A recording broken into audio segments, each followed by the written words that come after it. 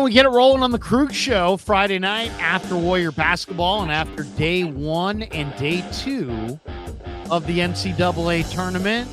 Welcome to everybody. Hope everybody's having a great Friday, the 22nd of March. We're brought to you by Pig and a Pickle, the best barbecue in all of Northern California. Check them out in Emeryville and Corte Madera. They're open 7 days a week from 11 a.m. to 8 p.m. or until they run out. Pig and a Pickle. Go say hi to Damon and Mary. Tell them that Krug sent you. We're also brought to you by Marin Auto Glass. MarinAutoGlass.com. 415-883-3030. Underdog Fantasy is also one of our sponsors.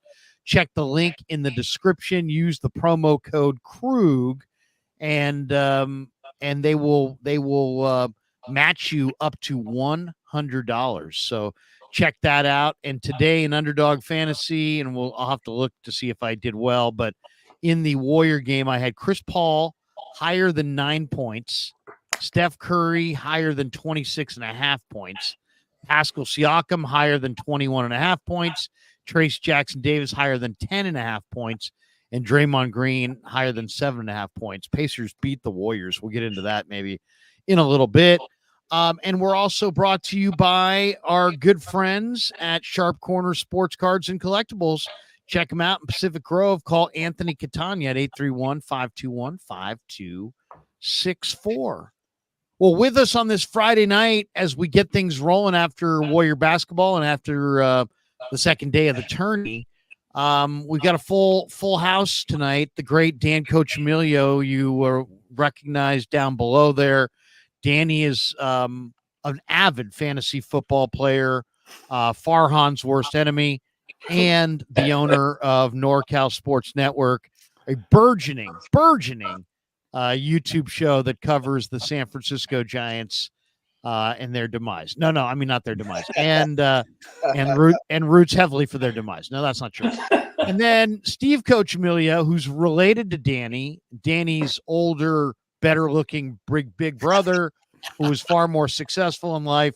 He also joins us as well. Steve has told me all about the successes. No, I'm just joking. Steve's a longtime coach at DVC and a great guy, and we've had him on audio-wise, but this is the first time Steve's on video-wise, and we're really happy to have him.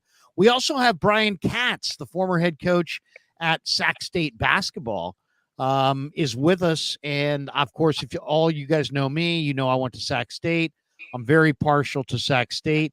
And Brian is the ex-coach there, and he's also the author of a book that is out right now called The Road More Traveled, a coach's view from the bench. And we'll talk to him about that as well as talk a lot of college and pro basketball later on. The great Ryan Smith will join us, and we're expected to also visit with Frank Red, who's going to stop by, who played collegiately at Fordham and is a good friend of the show. And, Frank's probably making his way home, went after Warriors Pacers. So we'll get into a lot of basketball tonight and maybe a few other headlines, and we appreciate everybody for joining us. After the longest intro in the history of YouTube, we're now back with the show.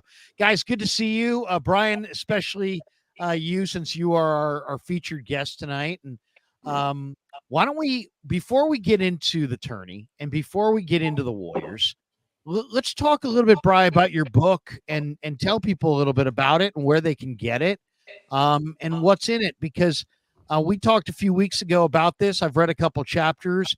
It's called The Road More Traveled, a Coach's View from the Bench. Give us an idea of what we're talking about. Frank Red joins the mix. What's up, Frank? How are you, man? I'm doing pretty well, gentlemen. How you guys doing? Frank, you know Danny, of course, and do you know Steve or Brian? Brian, this is Frank Red. No, Frank. I remember when Frank used to have the show in Sacramento called In the Dungeon. That's right. He's moved That's right.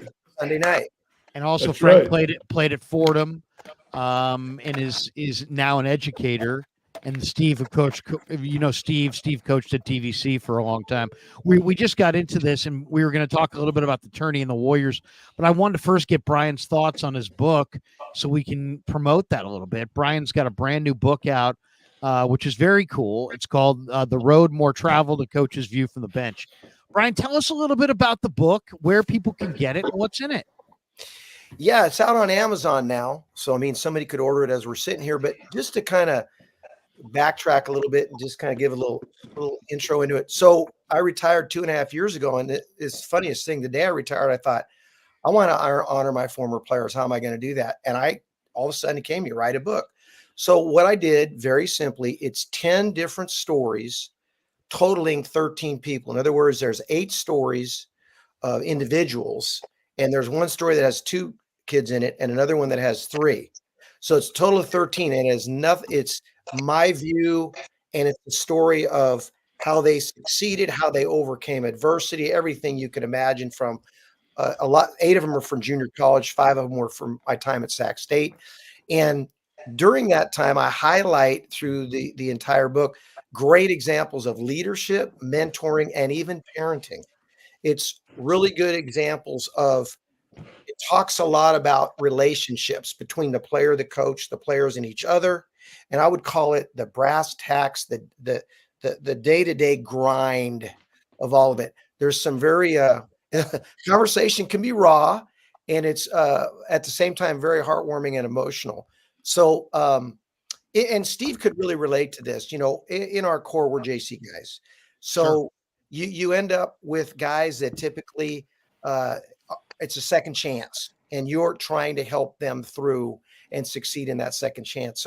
So far, the people have been really interested in, obviously, coaches, but educators have really taken a liking to it. I had somebody, and I'll quit talking here real quick. I had a couple people message me and say, hey, this book's about basketball, but not really. It's more about relationships and more about people and more about overachieving and overcoming. But yet it's about basketball. That makes sense.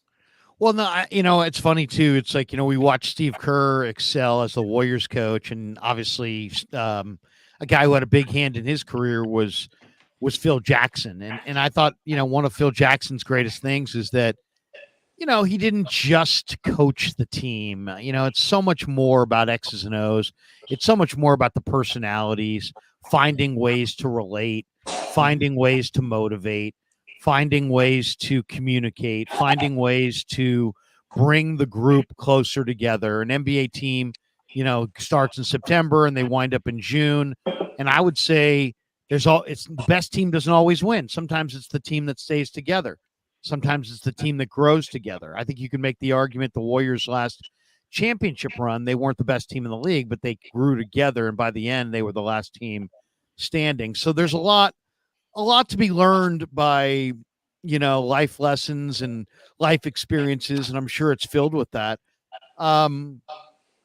Let's talk a little bit about today and yesterday with the tournament.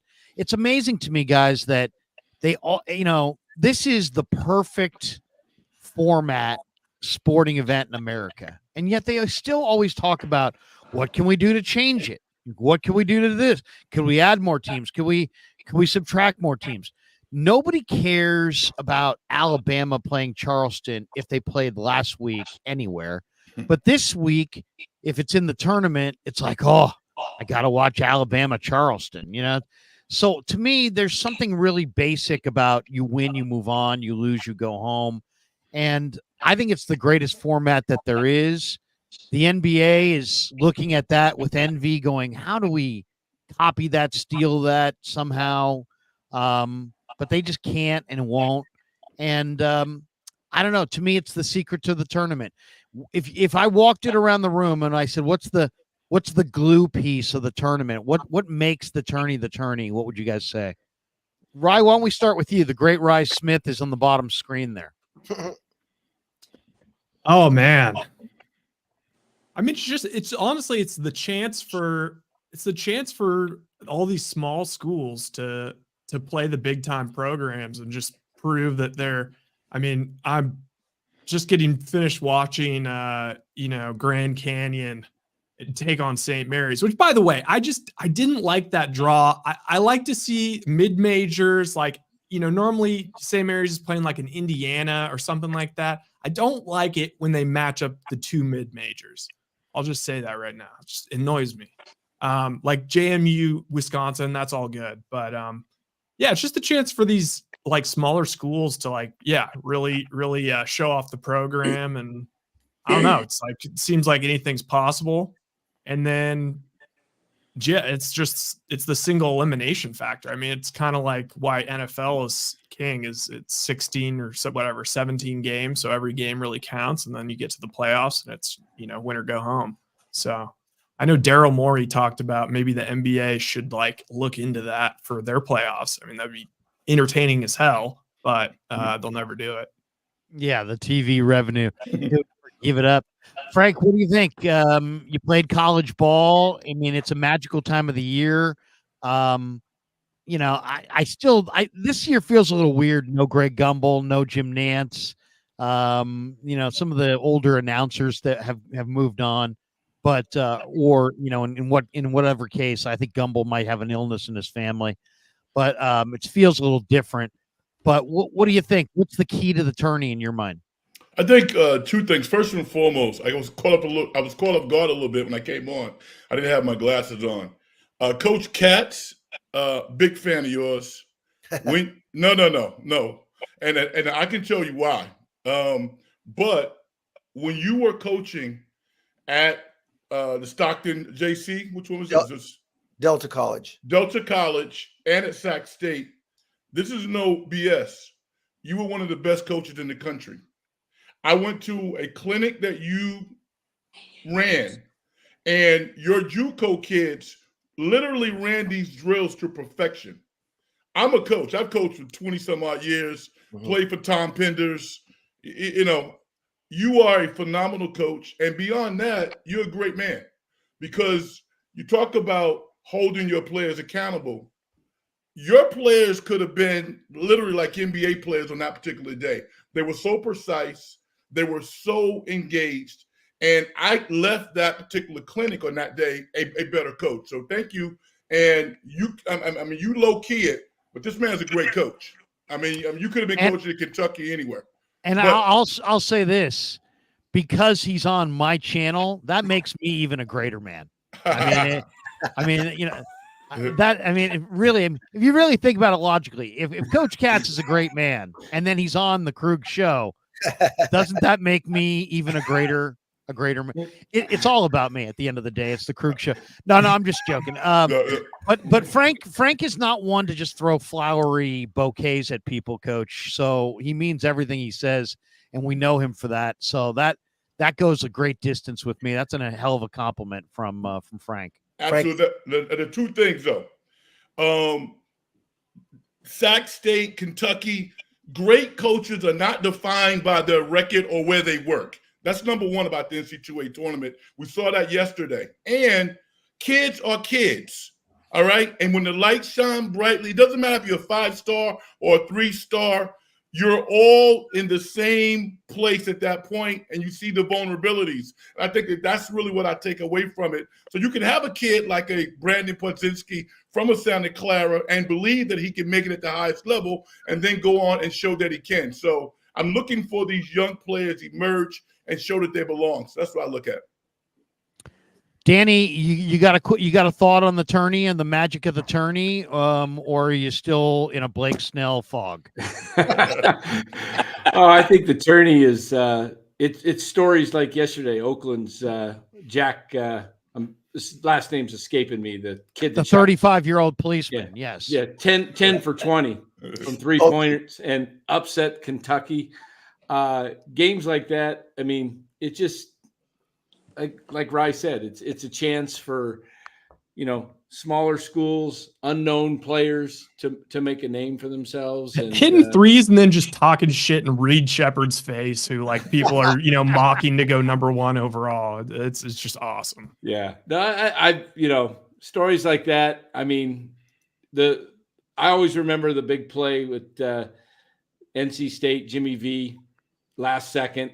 Running, looking for somebody to hug after, what was the kid's name? Lorenzo Charles. Yeah, Charles hit the bucket, but the kid, Derek Wittenberg. Wittenberg, yeah, shot the 3-pointer. It was kind of an air ball, and Charles gets it, puts it in, and beats, the mighty Houston by Slamma-Jamma Cougars. That, I mean, come on, it doesn't get any better than that. To me, when I think of the tournament, I always think of Pete Carrill and back and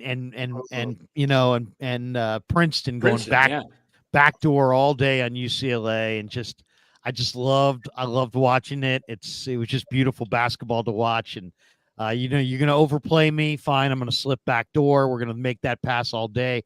We're carving you up like with knives. Coach Katz, when you view the tourney, what stands out to you about it? And it's, in some ways, I think it's the best sporting event in the country. Yeah, I believe it is. But let's start with this. Frank, I really appreciate your kind words. I don't take those lightly. I know exactly who you are, and I used to listen to your show.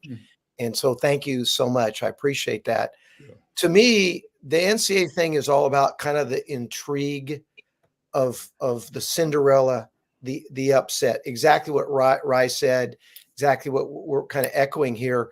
You get the mid-major team that, for example, who was it? James Madison won a game today, first time in 47 years. And truthfully, and Steve could relate to this. So when I was at Sac State, we came one basket away from winning our conference. And if we won our conference, we're going to host. I mean, we had a chance, we win 21 games, go to the NCAA tournament. I used to always tell my guys, look, we want to be the first 16 to beat the one, okay? I mean, I want to be 16, and it's going to happen at some point, and I want to be that. Now, we never were because we lost, and we let the championship slip through our fingers. But I think we all live for that moment when, we've dreamed as a kid, 5, 4, we're at our front yard or backyard or at the playground, 2, 1, it's good, it's good, it's good. It kind of allows us all to experience that vicariously. That's what I would say. Steve, what do you think? You've been watching ball on a lot of different levels for a number of years. This is like the one event that, we're in this over commercialization era. We're in this over kind of me era. But man, there's a purity to the tournament that is so refreshing. And we get it every year in March. It's almost like two tournaments. It's the first couple rounds that are very helter-skelter, and it's madness, and then it becomes very chalky by the end usually. But I love the beginning of the tournament as much as any sporting event in the country. Well, there's no doubt. And when you think about the game, let's take the pro game. To move on in the playoffs, it's best out of 7. I mean, you take a look, if the Oakland-Kentucky game was the best of 7, you would think it would be really difficult for Oakland to beat Kentucky 4 times. And especially when you look at a pro game being 48 minutes, and the college game is 40 minutes, and it's single elimination. So that whole drama of really anything can happen. And we think about the drama. We think about so many great plays. Think about the coach of Grand Canyon when he was at Valparaiso playing for his dad, and I used to call it home run, where you throw it up court and the guard breaks towards the back court and then breaks, and the catch, the kick, he shoots the 3. I think we all remember that with that play. But the key to me about it really is the bracket and people in their office, and there are people that win the brackets sometimes, or they win the pool, and they don't really know anything. They just go through and kind of but they want to follow, and they want to see, hey, do I have a chance to win the pool? And so it's just kind of it's evolved into an event that can bring in even the average fan and be excited about it. Okay, so we went around the room. Now I just want to kind of have a free form discussion. Who do you guys think? Why don't we start with the tournament? Who do you guys think has been the most impressive team in the first round? I mean, Connecticut, Carolina, Houston, Purdue, those are the number 1 seeds. They all prevailed. And then you've got some other teams. Gonzaga really took McNeese State apart. A lot of people thought McNeese was going to run with them. Edey had a major line today, 30 and 21. And we'll discuss whether he's an NBA player. Connecticut, they got that 7-2 kid that's amazing. Alabama scored 109 points. And by the way, I have Alabama going to the Final Four, so I felt good about that. And then, And then there's like a team like Creighton who they got Kalkbrenner and Baylor's Shireman. Both those guys are, I think, terrific, and they had good numbers. But I mean, they won by 17, and it was kind of humdrum. It's like Creighton's damn good. If they play to their potential, they could be going to the Final Four. So I don't know, either individual, coach, or player, who stood out to you guys in the first round of the tourney so far? Anybody wants to jump in? Well, Steve and I agree on one thing for the first time in our life. We both think Tennessee is really, really good. I really like them. I've watched them all year. To me, they have the recipe to win it all. And here's what, in my opinion, older, more seasoned, returning guys from Adu to Vescovi to Zakai Ziegler to all those guys, great coach. And then you throw in Dalton Connect, who, by the way, will be a lottery pick. And a year ago, he was in Northern Colorado, and he's had some looks for player of the year and the whole thing. So I think they have a guy in him. He's got almost 200 free throw attempts. He's 40% from three. He's getting 22 a game. He can get his own shot anytime, anywhere. And yet that was the piece they added. So I really like Tennessee. They're the team that jumps out to me the most. I think they got a chance to win it. Yeah, the kid Connect from Thornton, Colorado, 6'6" senior. And, it's like when you're a veteran team, it really shows this time of the year. Yeah, they look good. They took out St. Peter's by a big margin on Thursday. Yeah. Who stood out to you, Frank? I picked North Carolina to beat Marquette in the finals. So I like North Carolina. Baycott, I think, has improved. I think people kind of, left him for dead. He came back for his fifth year, and he's not great. He might not even get drafted, but I think that he has improved. I love their guard play. So if they shoot the ball well, and they have a myriad of shooters, the kid they got from Stanford, I can't think of his name right now, looks like he might even be a pro. So I like Carolina. I like North Carolina. I like their shooting. I like their smarts. And so Carolina is a team that I'm watching. I picked them to win the national championship. Even with that said, Tennessee is really, really good. But I think ultimately Connecticut is the best team. But I don't want to pick them, because everybody's picking them. Yeah. So, I think North Carolina. Rye, anybody jump out at you, Rye? I mean, there's a lot of teams this year. That's what's fun about it. I mean, Tennessee, it's like finally, they have the defense clearly to win a championship, but the difference this year is Dalton Connect for sure. In my heart, I want to see Kelvin Sampson win a national championship. I want to see Houston. I just love the way they play, defense, rebounding, just dogs out there. And I feel like it's setting up pretty good for them. They're going to go up against Duke, who, I don't know, I feel like Duke's a little bit soft. Well, don't they get A&M next round? A&M's really hot. A&M's no joke, but I think Houston should take care of them. And then it's just the only thing I worry about is it's kind of like Tennessee this year. Yeah, they've got the Dalton Connect factor. Jamal Shed, he's kind of their go-to scorer. I worry at times that Houston can kind of, I don't know, they can fall into scoring droughts where they just can't put it in the basket. And you saw it in the SEC, or Big 12 championship game versus Iowa State. Iowa State's also kind of scary. I don't know. I'm rolling with Houston. Steve, who do you like? Well, I like Connecticut, okay, because I think their chemistry is phenomenal. But another team, and Brian and I were talking about it earlier this evening, is Texas A&M, and just how hard they play. And Brian, who's been keeping up with stats and everything, and they even repeated it tonight, was they lead the country in offensive rebounding by quite a bit. And as I watch them, their coach Buzz, and I remember from Marquette, former Marquette coach, right? Former Marquette coach, but he's a former junior college coach.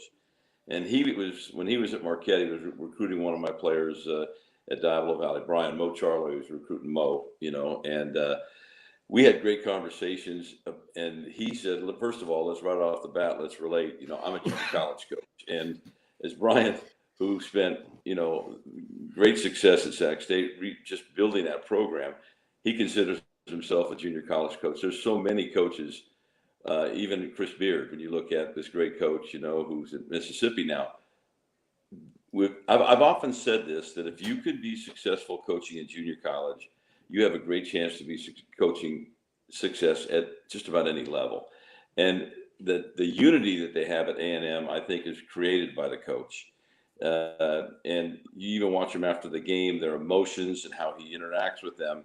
Because the game, and we can talk about this later, that it has been altered by the NIL, by the by the transfer portal. The game is really different in the last couple of years.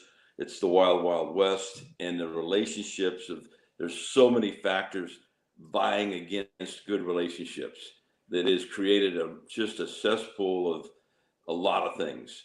And I'm talking about not so much corruptness, but jealousy and different things that ruin teams. I like the way that Texas A&M plays together. I think they got to play a number 1 seed, right, coming up here on Right, Sunday. they get Houston. They've got Houston. Sunday. So to me, that matchup is 2 of the better teams in the entire country having a matchup in the second round. Yes. That's my opinion. I'll tell you the team that would scare me is Alabama. I mean, Alabama is just that kid Sears, who's what is he, 6 feet tall? I mean, he's not a big guy, but man, he can score the bucket. He had 30 tonight. They've got some athleticism. They've got some length. Alabama. I mean, maybe they just had a big night against Charleston, but man, I mean, they scored 58 in the second half tonight. They looked really good. This kid Estrada, the guard, he's pretty nice. Wright-Sell's a decent player. They got kind of a 3-guard look. Coach, what do you guys think of, or any of you guys, what do you guys think of Bama? I think if the game is up and down, they're almost unbeatable. The way they will get beat, if they get beat, is like last year when San Diego State got the game in the half court, and now it's, instead of a sprint, it's a waltz. And because they're going to shoot 33s no matter what, and they want to shoot them on the run. And Charleston is the perfect team for them to play because they're going to go with them. Like I thought, honestly, I think they're in the same bracket, aren't they, as St. Mary's? Yes. See, I felt like St. Mary's would have a very good chance to beat them the way that they play. So again, it's grab my bracket. By the way, I'm going to grab my bracket. Just go on. I'll be right back. I think it always depends, my opinion, on the matchup. Steve and I talk about this all the time, but I'll tell you what, I don't know what's going to happen with the Grand Canyon thing, but I felt better. I felt like St. Mary's had a better chance of beating the Grand Canyon. That's just me. I thought the same thing. I thought if St. Mary's could just survive this Grand Canyon game, but Grand Canyon, I mean, that roster is, that's a high level roster. that team would compete in any conference. That's right. I mean, talk about NIL. I mean, they got some NIL holy money. crap. They got some money over there. And I did want to have like a little bit of a postmortem on St. Mary's because I'm just a huge St. Mary's fan. And I just couldn't really figure out what it was for them this year. Like what was different about last year? Because last year I really felt like if Dukas didn't get injured, like they had a good shot of upsetting UConn in that game. Like they were playing with UConn for most of the game. Mm-hmm. And I don't know if it's just like Logan Johnson, he brought some athleticism that they don't have this year because they just don't have any athletes. They had Jefferson, he got injured. I'm not sure, but yeah, it just bums me out. Right, you're correct. I mean, Logan Johnson added so much last year, and Jefferson getting injured was a key blow because they don't have a lot of quickness or athleticism, Right. And so I think that having Logan Johnson added a dimension that they really don't have right now. Yeah, they get walked down. They don't have the perimeter defense that they've had in previous years. And but that's no defense slight style. on. I'm telling you, that's no. I mean, Brian and I know Randy from when we were both grad assistants. Randy was a grad assistant for Hank Egan at the University of San Diego. Brian was at Santa Clara with Carol Williams, and I was with Lynn Nance at St. Mary's. Randy Bennett is truly, and I've been at his practices, and I know Randy for a long time. He is one of the greatest coaches at building team chemistry, relationships. The St. Mary's program and their players are a culture and a tradition that he has built. And he's worked hard to bring back former players and alumni. Randy Bennett is the best thing to ever happen to St. Mary's College, period. He's a great guy too. We used to have him on the radio on KMBR every Thursday or so during the season, and just a terrific guy. And the pipeline he's built internationally is incredible. And convincing a guy like Mahaney to stay at home, though he did look a little overwhelmed tonight by the length of Grand Canyon. But yeah, no, I mean he's done an amazing job. And really put St. Mary's on the map and graduated a number of guys from Patty Mills and others to the NBA. I mean, he's a terrific coach. If I said to you guys, who is the best coach? We're talking about you can have one. You're coaching one college game. You can have any coach in any era. Who do you want? Who do you want? Because are you going with Coach K? Are you going with Four Corners Dean Smith? Are you going with the General? Are you going with Wooden? Or are you going with some of these other guys who had maybe a little bit lesser runs but tremendous coaches? Pete Carrill, Raleigh Massimino, Louis Carnesecca, John Thompson, Jim Calhoun. Jim Calhoun. Get your facts and then come back and see me. Remember the guy questioning his salary. You're the highest paid employee in the state of Connecticut. Get your facts and then come back and see me. I loved him. Steve Fisher was one of my favorites who done some good things at San Diego State and obviously won a national championship. With Ramil Robinson in Michigan before the Fab Five arrived Mark there Graves at the end of the Lute Olson. Mark Graves. Lute Olson. Or you maybe somebody who doesn't have as much name recognition. Why don't we start with you guys up top? Steve, if I say greatest coach in the college game of all time, obviously Wooden's got the pelts on the wall, but outside of that, who do you like? I consider Jay Wright at Villanova because he's a great teacher of footwork and timing and spacing, and he's gotten it done. He's won 2 national championships, and he's made players. Guys like Jalen Brunson, and you can go on and on. Each era has its greatness. I mean, there's no doubt John Wooden stands alone in the game, in the history of the game, but it was also a different era. Basketball wasn't as popular. There weren't as many great players. There wasn't as much competition. And for Jay Wright to do what he did during his career, all the way coming up on the East Coast from smaller Division I schools to, and I think that he handles the media tremendously. His teams have great chemistry or had great chemistry. I also think Kelvin Sampson may be one of the great coaches of all time. Those 2 are my picks. Coach Katz? I'm intrigued by your question, and it was this. You said one game for one, and you know what really jumped into my mind? I think I'm going to come up with one that I think you guys might go, oh, Rick Majerus for one game. One game. Another great guy. R.I.P. Rick. Yeah, if you watch him and you go back in time, if someone was to look at the time, the upsets he pulled off, I remember the one against Carolina. They had, holy moly, 5 pros or something. He just had a great ability to one game you're not getting this. We're taking this away. He was really, really, really good that way. He, and there's other guys too, but Majerus really stood out to me. He beat a lot of teams with, when he had the high, is it higher or lower? I always get it mixed up, that when he was the underdog. Right. I'll tell you a couple guys that I think deserve mentioning. Jerry Tarkanian. I think, another JC coach, right? Took the running Rebs to 4 Final Four appearances. Yep. I think he's a guy that doesn't necessarily get the credit that he probably deserves. I'll give you another one that I think is a great coach is Bob Huggins.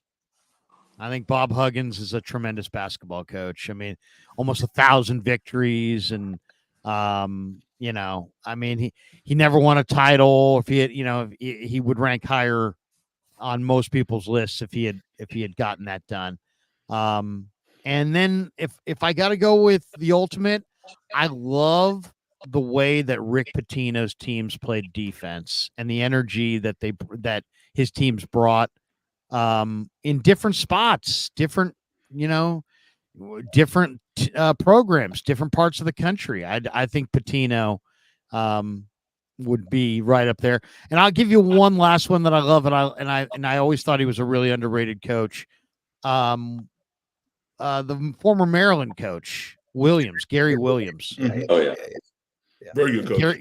Gary Williams was a terrific coach. And probably people shouldn't throw Izzo in there too, but I would say those are the ones that stand out to me. Danny, what do you think? You haven't talked in a while. Yeah, well, I'll tell you who's making a name for himself to me, who, when I watched the game today with UConn, the intensity they came out with against Stetson tells me he's a great coach to get guys to just not lay down, not take the day off. Those guys were playing Danny hard. Hurley. Danny Hurley, defending national champion. I think it's the year of repeat. The Chiefs did it. I think UConn repeats this year. I do too. I mean, I have UConn winning it all. What is it about UConn guys that makes them so special? Because, I mean, they got the big man. Last year they had guys like Hawkins who shot the ball exceptionally well. They had a different mix. But there's something about the way they play is just there's a consistency. They play off one another well. What do you see when you see Connecticut? I think it's because I lived in Connecticut and your sister lives in Connecticut, Larry, that makes UConn. Yeah, my sister lives in Farmington. Maybe that's it. I mean, they literally I think it's because they do a great job playing within their roles.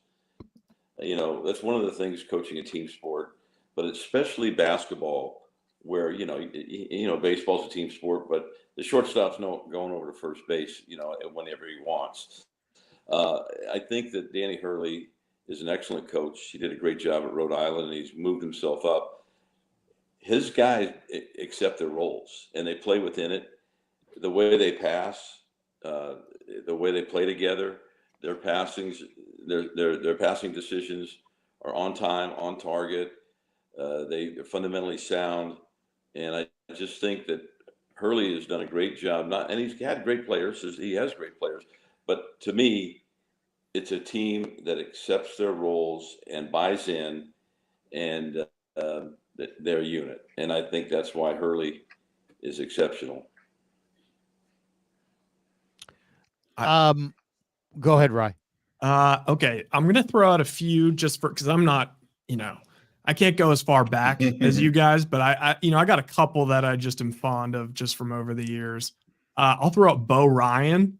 Those Wisconsin teams, I mean, they never won it all, but it just seemed like they were a problem every time they got in the tournament. Like you could pencil them in for a few wins. And I just love the coaches that are like, it doesn't matter how the year's going.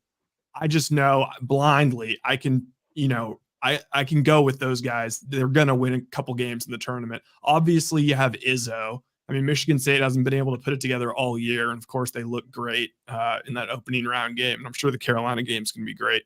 But, if we're talking one game, I am partial to the zone in one game, especially if you're not used to it. So, I mean, I love some Jim Boeheim, especially in a tournament situation. Syracuse was always making runs. And now the new guy on the block is Dana Altman. Oregon makes runs in the tournament. They're scary. They could go deep in this tournament. They really could. I'll give you one more if we're talking about one game. I mean, Valvano, you think of, the most amazing upset of all time. But in some ways, what Massimino did with Nova upsetting Georgetown in '85 with Harold Jensen and, Ed Pinkney and, Harold Presley. And it was just like, what? You got to be kidding me. Raleigh Massimino, he's considered an elite coach. He led teams to more than 800 victories over his career. But to me, if you're going one game, Villanova beating a heavily favored Georgetown team has to be right up there with maybe the greatest upset I've ever seen. That was. I got a couple of things. Old school coach Larry Brown. Larry Brown, I fell in love with basketball in 1980 when Larry Brown was the coach of UCLA. And Kiki Vandeweghe, Rod Foster, I can't think of a lot of those cats' names now, but Michael Holton was one of them. I was a young kid, and I saw what Larry Brown did in 1980. That was crazy. And then winning the national championship at Kansas, with Danny Manning and 4 who guys? Some of them became pretty good coaches, but they weren't great players. And then to win an NBA championship, the only coach to win a college championship and an NBA championship. So, and everybody that I talk to who has played for Larry Brown just marvels at his knowledge and how hard he was on his point guards. Very, very hard on his point guards. And I say it with a smile because we're not celebrity friends. He and I are really good friends. Billy Donovan. Billy Donovan and I played together in high school. He was my high school point guard. And I think what people don't know about Billy, the reason why he's even been successful at the NBA level more than anything is Billy's an excellent communicator. And while you have to get guys to do stuff as a college coach, Billy is very humble. He's a very humble cat. And as a result, he's able to inspire his guys to perform at a high level. You look at this Bulls team. The Bulls should not be playing as well as they're playing, but it's because of Billy's communication skills. He's been that way since I've known him since he was 15 years old. So I can't wait till he gets in the Hall of Fame. It's going to happen, but we're going to laugh. I'm sure we're going to laugh and go, can you believe this, man? It's crazy. You guys coach at the JUCO level, and Coach Katz, you obviously coached Sac State at, not non-JUCO. All coaching jobs are different, whether you're a high school coach, a JUCO coach, a small time, big, major college coach, a Division I, Division II. There's different challenges. NBA. What do you think? Is it a tougher gig to coach in the NBA and motivate and deal with guys who make 3, 4, 5, 7, 10 times what you make, and you're in charge of them? Or do you think it's more difficult to be a college coach where it's like, especially in the current era, the transfer portal, where you're literally recruiting all year long, you're re-recruiting, you're recruiting the players you have on your team, you've got that whole thing going. It seems like there's a chaotic feel to today's college sports, football and basketball specifically. What do you think's the tougher gig, the pro gig or the college gig? I would have said the pro gig is tougher until this, with what's going on now. I think this now might be like, just gun to my head, you got to make a choice. You're going back and coaching, which I'm not. I'd want to be in the NBA because I feel like the college thing, like at least in the NBA, okay, you're just dealing with today and the players, and let's get them play the best they can. And it's not the portal, it's not the NIL, it's not all this other junk. It's basketball. Yeah. And the thing I would say, and I'll always remember this, and maybe you guys could relate, and Frank, maybe Donovan has said this to you, Billy, I don't know, or anybody you guys have been around. I remember a deal on Chuck Daly. I think it's the Bad Boys, the Pistons, where they're interviewing Isaiah Thomas. What's the best thing that makes Daly the most successful? And he thought, and he goes, he can take a lot of stuff off a player. I think like that's a big deal, meaning, and what he meant was he doesn't have rabbit ears. He's not going to let all this stuff bother him, and he can still get you to play how he wants. He wants you to play. I think that is an incredible skill, and I think that is very difficult. And I'd rather have that problem these days than it's a problem at the college level. I'm just being honest. What do you guys think of the job that Steve Kerr has done? Obviously, the Warriors have 4 rings, but there was a Steph Curry guy there as well. But that he did replace Mark Jackson. Mark Jackson had coached the team to 51 wins, and he had kind of established or reestablished a defensive culture. But then Steve took it to 67 wins and a title, and then of course won 2. Then KD joined; they won 2 more. Or am I judging that wrong? Okay, they won 1, then KD won 2, and then they won 1 more, right?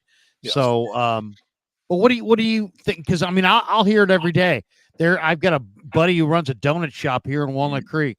Every time I see him, he's like, "Man, I just wish they would fire that Kerr." And I'm like, his name's CK. I'm like, CK, there's. Have you noticed the parades? I mean, they have parades. Have you noticed? That's for championships. He's not going anywhere. Kerr sucks. This and that. What do you think of the job that Kerr has done with the Warriors? Steve Kerr, to me, I have so much respect for him in every facet. He is such a level-headed person. Everything he's been through, you talk about what he went through when he was a freshman at Arizona, and his father being murdered over in the Middle East, and him having to really, work himself through. He wasn't a great athlete, and he cut out a really good career, and he was fortunate to be in certain places, but he was a smart player, and he had a high shooting percentage, and he fit in so well with the Bulls. And then if you look at the influences of the coaches that he played for, not only Lute Olson, but for Phil Jackson and for Greg Popovich. And to me, he's been the perfect fit for the Warriors. The NBA, when Brian talked about it, and I would have to agree with him. I'm not sure I want to coach Division I basketball, or if I was starting out over again. The NBA is a grind. I mean, 82 games, forget the preseason, then think about the playoffs. And just think about the Warriors when they had the 5 consecutive years when they were in the finals. You throw in the preseason, 82 games, and go all the way to the finals. They have no time to physically or mentally really recover. And yet he got that team back to the finals every year. He ranks as one of the great NBA coaches of all time, in my mind, with Phil Jackson, with Greg Popovich, and other great coaches. And I agree with you, Red, about Billy Donovan. I love Billy Donovan. We were going through the coaches, and I agreed with every coach, and there's so many personalities and different ways that guys coach. But there is no doubt that, people want to be critical of, when Dusty Baker was successful and they'd lose in the World. So, Dusty, I just think that Kerr is level-headed. He has great perspective on life. He has great relationships with his players, and he does things the right way. Coach Katz, you got a thought on Kerr? You're in the same region. Are you based in Sac or based down here in the Bay? Yeah, I'm in Sacramento. That's why I know a little more about the Kings, just because it's in your face all day, every day, which we can get into that. It's a funny conversation, but I think Kerr's phenomenal. It's everything everybody said, but I just think offensively, I've always loved the way they move the ball. I think he's creative. I think he's innovative. I really, really agree with everything Steve said. I think he's a tremendous, tremendous coach. And the other part is the grind, the unbelievable. But I'll just morph into this. The big conversation up here in Sacramento is on how come we can beat the Bucks, but then we can't beat the Wizards, and and people just don't understand. Like, hey, it's a grind. It's a long season. We understand that. Okay, but look, okay, they've got a pretty good team. It's all about getting it together at the right time. And really, that's really the art of coaching. The higher the level you go, right? Like if Mike Brown can get the Kings together at the right, like Kerr has always been able to get the Warriors together despite their problems at the right time. And I still think that's going to happen this year. I do. Danny, what do you think? Kerr gets a lot of criticism, but I mean, he's obviously very successful. What I love is he brings the whole group along. As a bench player, he doesn't just bring the stars along; he brings the entire team along. That's what I enjoy about him. I think that's one of his underrated strengths. Danny, what do you think of him? Yeah, I agree with that. It's tough to play 10, 11 guys in the NBA. And, guys like Moses Moody, he's had streaks where he's looked great, and then he's on the bench for 4 or 5 games in a row. Saric is on the bench, but all those guys will help at a certain point, and Kerr has a way of being able to pull those guys at the right time. And Kerr was a bench player, so he's used to dealing with these guys. He knows what they're feeling. Yeah. And I think what Steve said is true. He relates to these guys. He talks, these guys have a relationship. He's not a coach where those guys aren't playing and they don't have any, they're just stuck at the end of the bench. Kerr communicates with these guys and lets them know, hey, your time is coming. Your time will come. There'll be a place for you. And I do believe that if the Warriors can get in, their experience, they could get out of the play-in and get into the final 8, and anything can happen. These guys are pros. They're probably going to be the 9 or 10. It looks like. You never know what can happen in a couple of games. In a way, we talked about the NBA going to the college. The play-ins kind of brought a little bit of that element to it. It's kind of interesting. You're in that 9 or 10. It's a one and done. 7 and 8, you got a chance if you lose to win a second game. But that 10 seed's got to win 2 games on the road to get into the playoffs. And I think it happened last year, didn't it, with Minnesota? Didn't Minnesota, weren't they the 10 seed, right? And they got in? I think so. A little bit. Yeah, that's true. Yeah. I think so. Yeah. That's true. So I think the Warriors are probably, the way they're looking, it looks like they're going to be a 10 seed. But I like Kerr. I think, as you said, Steve, he's level-headed. He's been through a lot. And, don't forget his personal, after they won the championship, he had that spinal That's right. issue where he was like in pain for a year. And he was like, that was an awful thing what he had to go through. He had a botched surgery on a lower lumbar disc surgery where they actually punctured his spinal column and it leaked spinal fluid into his body. Then they had to do a bunch of mesh routines and procedures. He had migraines. It sounded like hell on earth. It sounded like almost like you had a medical malpractice suit on his hands, and they still went to the finals. Yeah, that was and just from talking to Tom, who was obviously Kerr's good buddy, Kerr was in just so much pain during that whole thing. Frank, what stands out to you about Kerr? Where are you on Kerr? There's we do these shows. Cy, we know, comes in here and is like, Kerr needs to go. We all kind of laugh about it, but where are you on Steve right now? He obviously got an extension. He'll be here for a while. Well, I'm a student of the game, and I've always said coaching is 3 times as hard as playing.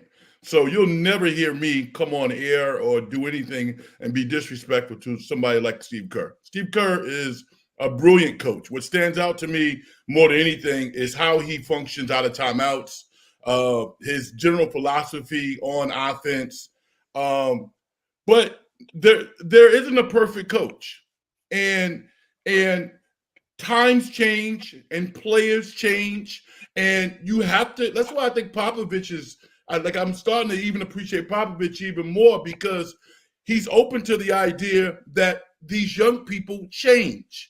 And sometimes it takes a little more explaining on what you're doing as a coach. I don't always think that Kerr is willing to do that. And, you got to be arrogant as a coach if you're going to be successful. I don't know any coach who's ever been any damn good who's not arrogant. And Kerr is arrogant. He is. Now, with that said, I don't rely on, I think he relies on analytics almost too much, in my opinion. I think you have to personalize your coaching a little bit. To me, Klay Thompson should be starting, to me.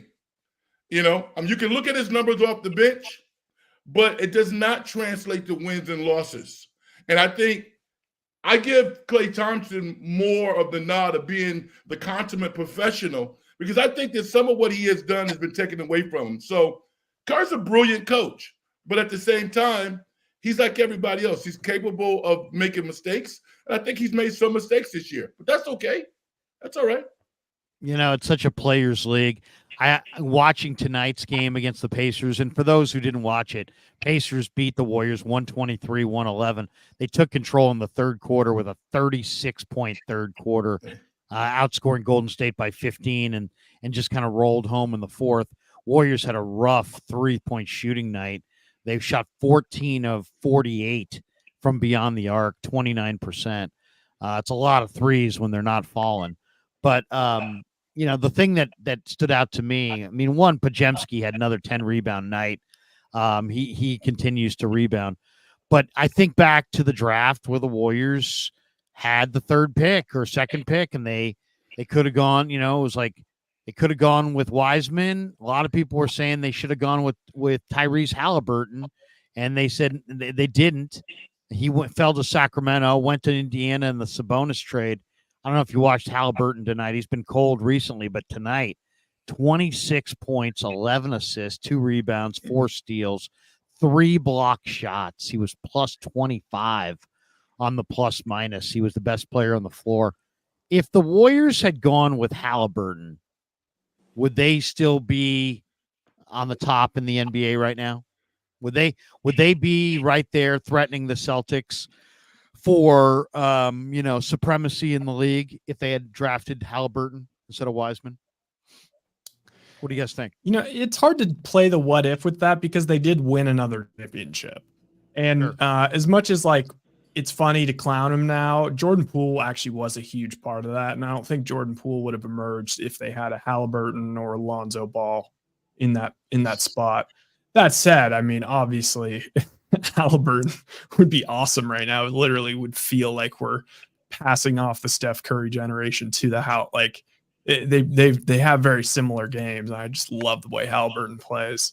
I mean, it's a bummer, but look, Wiseman's actually been playing pretty well. Mm-hmm. I mean, he might force the Pistons to trade Duren and keep Wiseman. It's unfortunate. Like, you know, I mean, the guy, when you think about it, I mean, he's 22.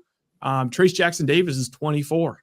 Like he once he gets his body completely right and gets a couple more years, like who knows? I mean, sometimes he still does stuff that's kind of freaky. It's just, I blame COVID. Yeah, well, no, seriously. I mean, that might be actually a fair, you know, thing to point at. Coach Katz, what do you see? I mean, you saw Halliburton in Sacramento before they moved him on for Sabonis. You know, there's people that love Sabonis for sure, but Halliburton is probably as good a player, you know, the guard equivalent as Sabonis. What did you think of Halliburton up there when you saw him? And what do you think of if he had been a Warrior, would the Warriors still be on top? I am probably the only person in Sacramento who said this and believed this. I really would rather they traded Fox in that deal to get and gotten Sabonis and kept Halliburton. I like him better than Fox. That's not popular to say up here. Everybody, you know, De'Aaron Fox. Halliburton's just one of those guys.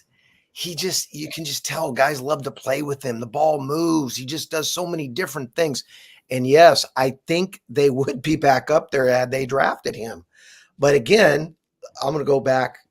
I wish the Kings would have traded Fox. I think they'd be way up here if they kept him, you know? And then what was your last part about? Oh yeah, I guess I answered. I said, yeah, I think the Warriors would be on top. I do. I think they'd be right there with the Celtics, my opinion. If I said Celtics or the field to win the title in the NBA, are you taking the Celtics or are you taking the field? Field. Celtics are playing 800 ball. They're winning 8 of every 10 games all year long. Taking the field. I mean, I Wow. think whoever comes out of the West, I mean, it's probably gonna be the Nuggets, I guess. I mean, Yeah, I'm gonna take the field too. Until the Celtics have a definitive guy that we have total confidence that when they need to get it done, just give the ball to that guy. I think there'll be a question mark. They are the best team, though. There's no doubt about that. I just consulted Shohei's going with the Celtics. Look at Danny. Danny had to throw it. You knew Danny's chomping at the bit to throw a little Shohei in there. Look at that.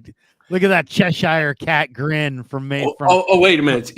I'm sorry. It's Ipe. It's betting, not Shohei. Yes. It's Ipe. It's Ipe. Yes. Larry, can I ask you a question real quick? Sure. Absolutely. This is not a leading question because you guys follow the NBA closer than me, but how different are the playoffs than the regular season? And the reason that came up in my mind is a lot of time, and I'm not saying this about Celtics, is that this is true with them. A lot of times teams have great records in the regular season. All of a sudden you get to the postseason and it just comes grinding to a halt.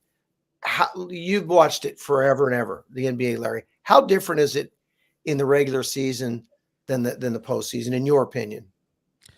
Well, I just think that there's a level, we're in the era now of skill. So they don't, you can't bump Steph coming across the lane. But then in the playoffs, everybody knows it's a different level. And sometimes I feel like in the first round of the playoffs, they let a little too much of the rough stuff go, trying to, convince everybody this is a different era or different game now in the playoffs. And it's like, if you're going to reward skill for 82 games, I think you got to reward skill going into the playoffs. They typically adjust by the time we get to the conference finals or finals. So it's not a huge factor on who wins the title. But yeah, I do think experience does matter. And, I don't know what OKC and Minnesota are going to look like in the playoffs. I really don't know. They're young teams with young players who haven't been there before. I love Denver coming out of the West. I just think that Denver is on a different level with Jokic, and they can reach that level. I've seen them elevate against the Lakers, against other good teams this year. So to me, it doesn't matter if your seeding doesn't matter as much as how rested and healthy are you, and what do you have some experience with your main scorers. I think that's. Can I insert a mistake that the Kings made, and that was firing Mike Malone. Yeah. One of No the doubt. great coaches in the NBA, and why I think Denver will repeat if their roster, if they stay healthy. They're good. Really good. They are good.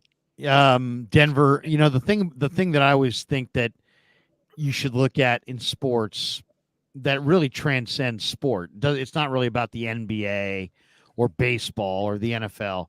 It's what percentage of your players are in their prime. And that's the thing where I think Golden State's struggling right now. They got a couple young players that are a couple years before their prime. They got a couple, 3 or 4 key cogs that are a couple years past their prime. And then they're going up against a Denver team where the entire rotation of guys is basically in their prime or like super prime. Yeah. And I think that matters. I think that really matters. It's hard to win. It's hard to win with young kids who make lots of mistakes, and it's really hard to win with old guys. I think you win in your prime, and Denver's in their prime. Go ahead, Frank. What were you going to say? Yeah, I just want to get this in before I forget. Coach Cat, and Coach Steve. I mean, you guys are legends at your particular level. You really are. When you watched, and I'm going back to college for a second. When you watched that Kentucky versus Oakland game, was your head on fire? Because I mean, literally, you had one guy. You didn't see one adjustment from Kentucky. I'm just trying to think, what would you guys have done in that situation? Because they really have one guy. Even if the guy comes past half court, as good as he is, he's miraculous. Wouldn't you double him to get the ball out of his hands? I mean, I'm still dumbfounded by what I saw. I mean, the guy was awesome, but I can think of 19 ways of things that a coach might have tried to stop him from getting the ball in his hands. I'm interested in your perspective on that. Yeah, I guess I'll go first. So, Frank, I couldn't agree with you more. And look, there was a thing that, and Steve knows this. This is something we did, and whatever. It's not rocket science. Call it face guarding a guy. If a guy's really, really that good and that hot, like I used to tell our guys, if he gets the ball, you're in hell. If he doesn't get the ball, you're in heaven. Okay. Your back is to him. You do not worry about anything else. And so I watched Kentucky even last night, and you got to work on this. So it's something you got to practice. Shot went up and there's a rebound. They would rebound down and leave him. They'd throw it back out. It's like, no, do you understand? It's third grade defense. Remember in third grade when you go like this and you guard the guy like that. So it's third grade defense. Gentlemen, this is counterintuitive. That's why I tell our players. It's the opposite of what you've ever been told. And my thing is on that, so Frank, I completely agree with you on that. I was absolutely shocked because, when a guy gets going, you can be there all you want, but he can still make shots. That was obviously proven. Last thing real quick. And I saw a thing today, Calipari 1 win in 5 years, 8.5 million. Guys are going, hey, that's not a great return on your money, all the above. But what I would say is this: Oakland plays that matchup zone every second of every game. Kentucky, it made them passive and indecisive. Steve and I talked about this earlier. Sometimes when you play a zone, just run your man stuff and don't think. Just run your man stuff because there's more movement, more cutting, and guys pop open. So it's like they stood, they catch, but to your point, just see that guy right there. Don't let him get it. Mm-hmm. Yeah. Well, they were plus. Also, Grand Canyon was plus 18 at the 3-point line in this game. That's where this game was lost. I'll say this about Kentucky. Kentucky was known for their defense forever. They played incredible defense, and they're not playing that level of defense. I mean, this Oakland team scored 80. They only scored 80 probably 5 or 6 times all year. And now you're going up against the Kentucky Wildcats in the first round of the tournament, a team that's kind of known for years and years of playing really rugged, in-your-face, challenging defense. And I think they've lost that in the last couple of years under Coach Cal. They don't play that kind of defense anymore. What? Okay, can I play something? I would love to get your guys' reaction, coaches. I don't know if any of you saw this floating around. There's this guy on YouTube who I've watched some of his stuff. I think it's pretty funny. He plays a character of like an angry retired coach that's just so pissed about poor defense. And there was a whole thing where he was broke down the Kentucky Oakland game and he's just screaming. So here, Larry, I'll put it up. Go ahead. His voice is a little bit trying, but it's funny. Do you want me to add it? Oh, sorry. Click on the yes. Well, this is where your help should be. Back to the baseline. That's where the dribble gets. That's coaching. So the dribble number, what is this Kentucky player doing? You're not helping. You're not a part of anything. Why are you not out in the corner? And the dribble's picked up. Why were you there? Laziness defensively. Stop. What? Right there. Up the line. Level to my man on the wing. In a defensive stance with my feet set, seeing ball, seeing man. Then flying when the pass gets made. Look at this. Walking. Not even sort of ready to guard right now. Not even sort off balance. One jab step will have you flying backwards now. Poof. 2. Oakland.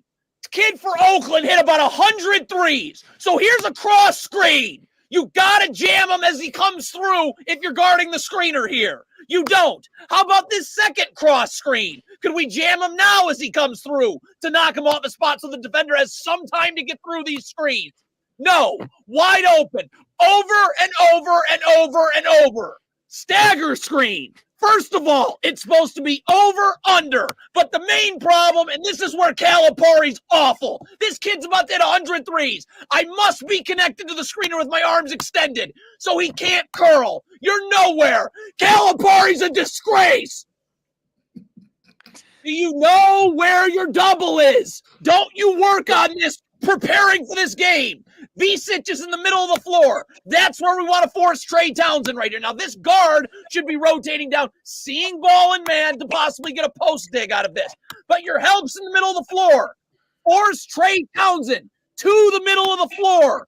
Why are you overplaying and letting him go baseline? Did you work on this? Cannot talk and think about switches. Cannot do it, especially with this player for Oakland who hits 100 threes. You go into a game, every time those two are part of a screen, it's a switch. No talking, no thinking. See, look at this. You're trying to communicate a switch in the middle of the play. Not ready to switch, another open three. Same exact thing. They just keep running them off. So it basically goes like that for 8 full minutes. But just I thought it was funny. Well, he seemed to be emotionally invested in Kentucky basketball. first of all, he's right on every single. And now, I mean, that was incredible. He's 100% right on all those descriptions. It's unbelievable. That guy coached. He has to be a coach. There's 6 more minutes of that. He's actually insane. I recommend looking him up because obviously he plays up this character, but he will put out like an NBA game will finish, and daily he puts out like 8 minutes of just like roasting NBA teams' defense. And occasionally he'll do like a positive video. Every once in a while he'll put like a Thibodeau thing where just giving love to Thibodeau or Draymond. But for the most part, it's like that. Coach Katz, I saw your team do the shell drill at the camp that I went to. They were excellent. You must be like, wow, because they did everything that your kids did not do. I mean, just from a fundamental standpoint, your shoulders should be square at all times. And there is no reason for a basketball player to be in front of the ball. You should be in back of the ball so you can see the court and you can slide into position. I mean, I'm just like, listen, Cal's won more games than I'll ever win in my life, and he has done some incredible things. But that was, he says he's going to make some changes doing in like the transfer portal. No, all you got to do is teach basketball. I don't care if they're going to be there for 1 year, 6 months. I don't care. Yeah, well, teach basketball. That's what I got to do. One of my questions was just going to be, Frank, to Brian and Steve, as do you see this as a result of the NIL and the transfer portal that these guys just like, hey, I'm not going to dog it. If I can dog it, I'll just move on somewhere else, or I'm making money, I'm getting paid. I don't have to listen to Coach Cal. I can leave here in a few months. Is that a part of the problem in today's college game? What do you think, Steve?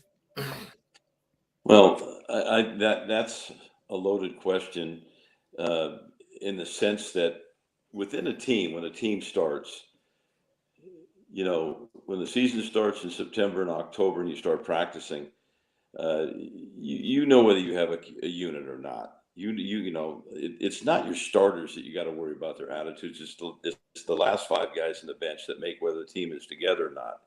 And, coaches are full of cliches. I used to use, your team is only as strong as your weakest link. Don't be the weak link, so to speak. But to me, just my comment about the Kentucky game, it was not just how they defended. It was how they attacked. They didn't really attack the zone. And like I had mentioned when we talked about the tournament, we're looking at a 40-minute game. I think, like I said, if Oakland and Kentucky played the 7-game series, I would pick Kentucky. But in a game that as the minutes tick down and the pressure mounts on the team that is favored, it just becomes more and more difficult. And the mistake that I thought that Calipari's staff made, or himself, was they didn't attack that matchup. I mean, all you had to do is set on-ball screens on whatever part of the zone they were guarding, drive it in the paint. You had the 2 big guys on the block. It's like Texas A&M. They throw it up, they go get it. They throw it up, they go get it. Kentucky could have scored on 80% of their trips down the court had they not been stagnant and stood around. And that was a tactical error on their coaching staff. To me, when I look at Coach Calipari, I have a lot of respect for him in a lot of ways. But to me, I think that he has probably been out-coached in more situations simply because his bench is full of recruiters. Their whole scheme is to get as many pros as they can. They clearly have the most players in the NBA than anybody. And you look at the players.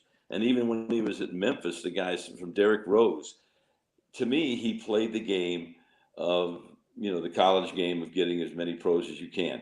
And if you have that much talent, you don't have to be that great of a tactician. But he has noted the game is changing. He doesn't have a corner on the pros anymore because everybody can pay.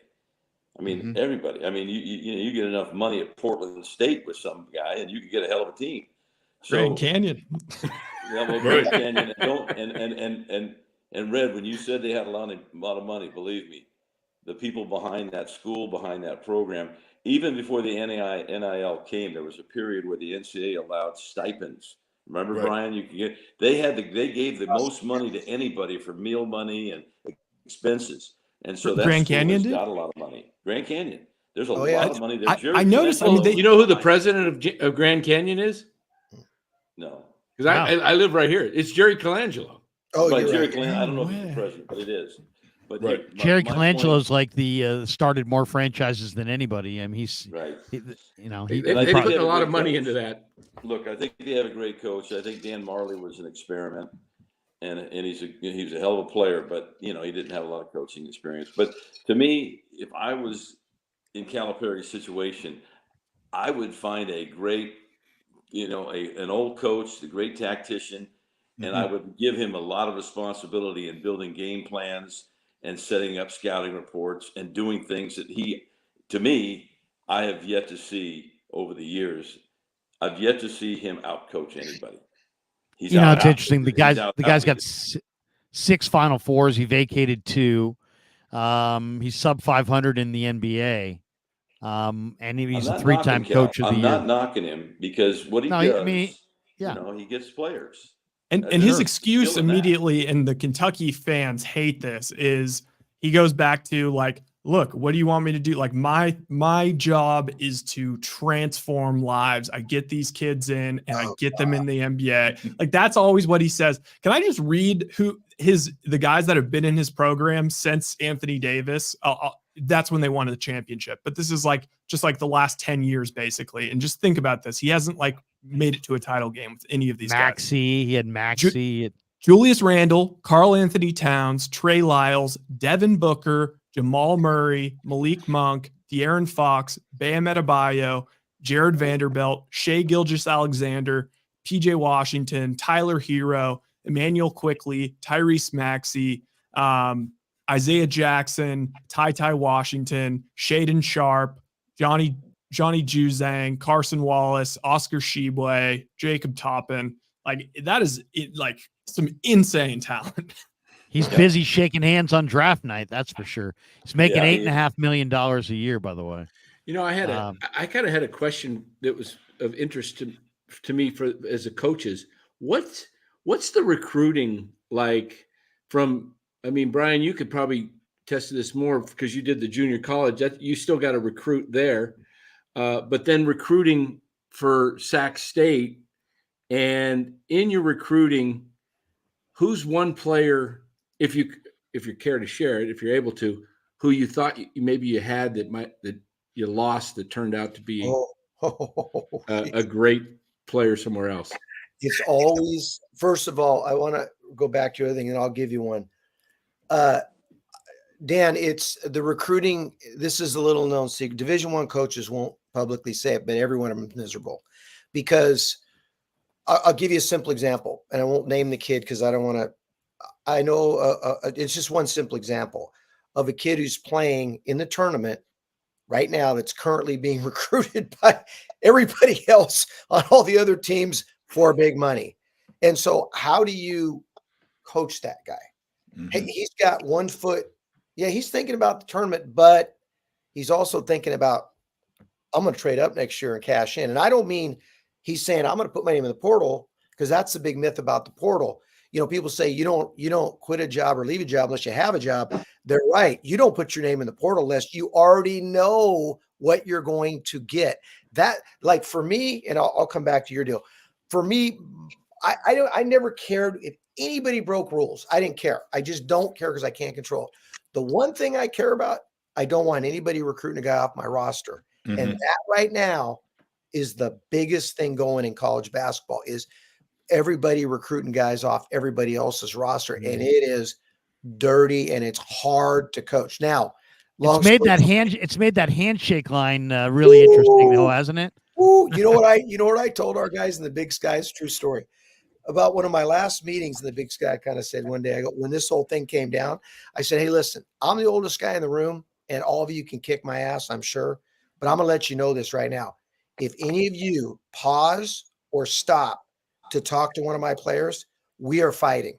Mhm. We are fighting. Once the portal thing, came out, and I told my players, you're not allowed to talk to the other coaches or the assistants because, look, we know what's going on. Okay, I'm going to get this kid's name wrong, but then I'll get it right. He visited our place early, my first year. I offered him, he's from Chicago. Nobody else was recruiting him. He was 6'5", about 165 pounds. He didn't want to come all this way. He ended up going to Middle Tennessee. He grew to be 6'9", and give me his name again. It's Kevin. It's the kid. He was with the Sixers for a while. He's he was a defender. Knox? No. What is it? Jonathan. All of a sudden I lost my mind. Really good. I'll find him. Him. It's like Carrington, Collington. He first came in with played with the Sixers for a long time. Robert Covington. That's him. Yeah. But this is hilarious because this just shows you the NBA. So nobody's recruiting him, but he's 6'5", about 165. I watch him and I go, he's really skilled. This kid's, but do I know he's going to be an NBA guy? No. But funny story. So here we come. He's coming out. I've lost track of him. I'm not paying attention. He's not playing for me. I start getting calls from NBA guys. They go, hey, Coach Katz, like to talk to you about Robert Covington. Well, he didn't play for me. Oh, I know, but he visited your place. What can you tell us about him? I mean, it blew my mind how thorough those guys are. I mean, they wanted to know everything about him. And, what did you think about him as a person? What did you like about him as a player? So I don't know. All I know is if we got him, I'm probably not coaching at Sac State anymore. One question I got to throw to you guys, and I saw this today. Paul Pierce says that Steph Curry has influenced the NBA more than LeBron or Michael Jordan. What would you say to that statement? We know he's influenced young basketball players because if you go down to the street, if you watch on any camp, there's a million kids with Curry, either sweatshirts, shoes, or T-shirts, hoisting from 30 feet. So we can see the impact on the kids. But what do you think as far as has Steph impacted the NBA more than Jordan and LeBron? I say yes, because look how many 3-point shots are taken. If you go back to when the 3-point line was first implemented, the game was still played around the basket. I mean, his skill, and you look at and Brian, am I right or wrong? There's way more shooters now than there used to be. Mm-hmm. You can't, and there's the number one skill that coaches look for is shooters. If kids can't shoot, they're very limited in what they can do now, the way the game is played. So I believe that to be true, that there's far more shooters in the game, that big men have had to learn to shoot. And of course, Michael Jordan, when he first came into the league, was not a great shooter. He learned. LeBron probably was not a great shooter when he first came into the game. And so the NBA is great at skill developing, and a lot of these players learn to become shooters. I used Brook Lopez as an example earlier. He's a pretty good 3-point shooter now. But I think that the way Curry has improved, he's found more and more ways to get open. You look at the step back three, he was the first to do it. There's so many ways that Steph and his trainer, Yeah. his trainer, and Brandon Payne, who, I've been to Steph's workouts. I know Brandon. I know how creative Brandon Payne is in working with Steph. Yes, I believe that Steph Curry has changed the NBA more than those guys. Coach Katz, what do you think? I think he's right. Now, when you first hear the question, you start to think globally, financially, the brand. But then when you go, Steve, the way when you brought it back down to the way the game is played now, I 100% agree. I mean, the way he plays totally changed the game. Totally agree with you. I can remember watching games in the 70s, 80s, 90s, and you go back and watch some of the guys in the 70s and 80s. I mean, just go watch the Warriors in 75 with the year they won the championship with Rick Barry and Clifford Ray and Jamal Wilkes, who was Keith Wilkes at that particular year, and Derek Dickey and all those guys. I mean, it's just right hand, hardly any use of the left hand. Balls that were 8-foot jump shots. Barry was, the big shooter, and even when the 3-point line came into the game, Rick Barry hardly shot very many threes. He only took 2 or 3 shots from the three-point line when it first, it was at the end of his career, but I think he was playing with Houston maybe, but there wasn't a lot of 3-point shots. And he the took game a lot of was shots when he was in the ABA. Yeah, in the ABA, because they had the 3-point line, right? Yeah, that's correct. But he would have been, a big. I mean, he was a huge scorer back then. He in the NBA, didn't he score like 35 his rookie or second year, average 35? But imagine if the 3-point line was around all the time. I mean, Rick would have probably averaged 40 a game. But if you look at the game that was played, there wasn't as much skill, I think, even in the way they handled the ball handling. Hey, can I make one point about historically somebody that was outside of their era? And I respect the Caitlin Clark player very much. She's a hell of a player. But they made a big deal about her surpassing Pete Maravich. But think about Pete Maravich with no shot clock and no 3-point line. I mean, how great was the pistol at LSU? And he was so unique and so great. Didn't he average 44? He did. It was amazing. And 44. remember also back then, they couldn't play when they were freshmen. So right. Pete Maravich, when he was healthy, was as unique a player to the game of basketball in the history of the game. And it was, a tragic loss to have him die so young, because I thought he had so much to I would use a lot of his videotapes with my junior college players who wanted to become better ball handlers. I had them and I said, here, work on this stuff. I'll tell you, it's funny. This time of the year, ESPN on my cable system will throw in some 30 for 30s, and they'll make them eligible for you can watch them on demand.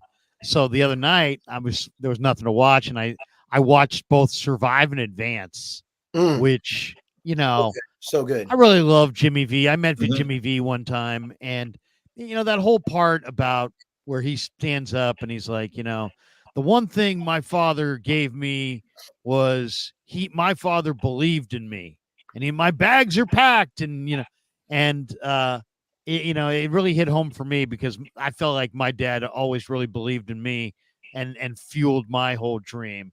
So that really, I took a lot away from that.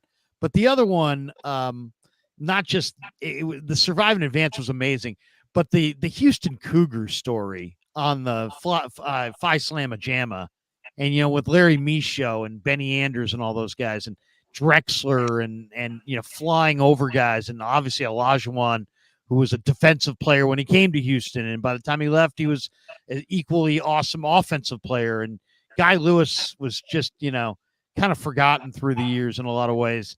But to me, I think of the tournament now, and it's like, I just feel like we're getting just such a scaled down version of what we used to get.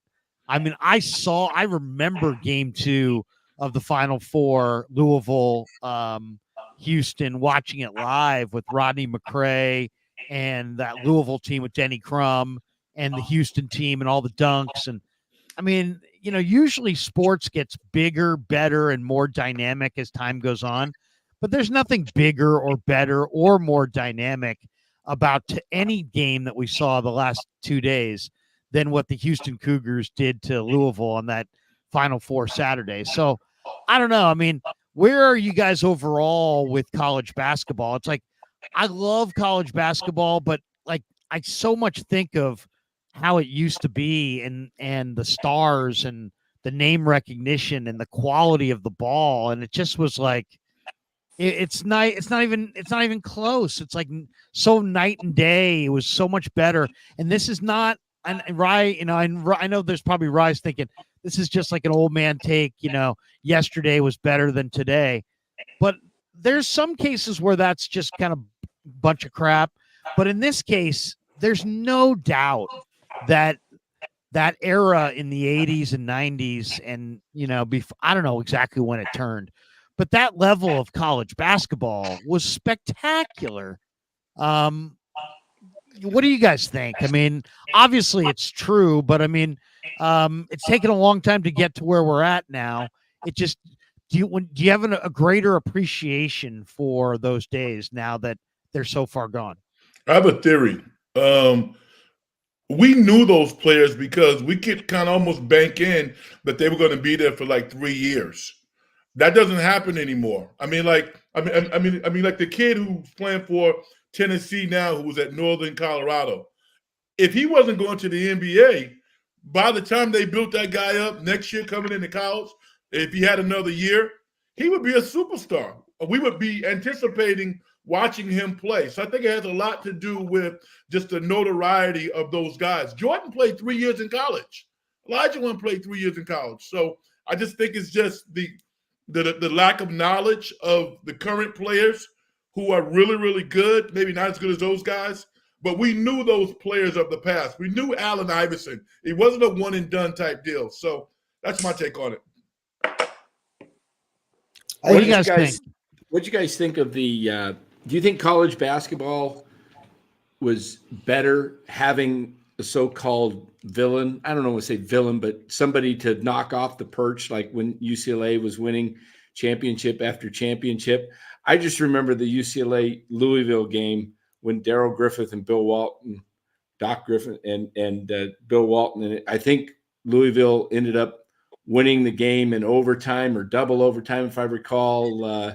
But it was that was Dr. Duncanstein. Yeah, I believe. But it was like NC State also had this big, tall center. I can't remember. He was like 7'4". I'm trying to remember his name. Yeah, Tom Burleson. Yeah. And him against Walton. And it was just an unbelievable game. It wasn't even the championship. I think it was on Saturday. It was the Final Four. But that type of game, knocking off UCLA, it was just something. And today there's just, I don't know. I always think having somebody to knock off is good, but you guys, I think you're right. Oh, you guys are right. But here's the big thing: is guys don't stay. To your point, so of course you don't have, the legitimate NBA guys in there for 4 years. Tim Duncan, go on and on and on and on. Mm-hmm. You don't have them, so of course. You're not going to have and that goes away from too. That adds into, Dan, the idea of the team that was really good that might have won it, and they're all back, and now they are the villain and all the above. And so the name identity thing is gone for sure. But let's be honest, though, Larry, to your point, the talent level is not even close. It's all the way down the line. Like I watched the Big Sky this year toward the end, and I go, this is the least amount of talent I've ever seen in the Big Sky. Montana State, the worst representative I've ever seen of the Big Sky. This team this year. Okay, so and that's if you go through, and no disrespect, them, great for them. They won it during the tournament. But if I'm being real, I mean, when I came to Sac State, Damian Lillard was in the league. I mean, That's a little different, you know. So you can at every level, it just gets more and more. To your point, I mean, look at UCLA when they were going, or even we can talk about even Louisville. They had the run in the 80s where they won 3 of them. I mean, those dudes were back every year. You knew who they were, and they were straight up pros. I always say this: they weren't getting a cup of coffee in the NBA; they were drinking a lot of coffee in the NBA. You know, they were there a long time. So I agree.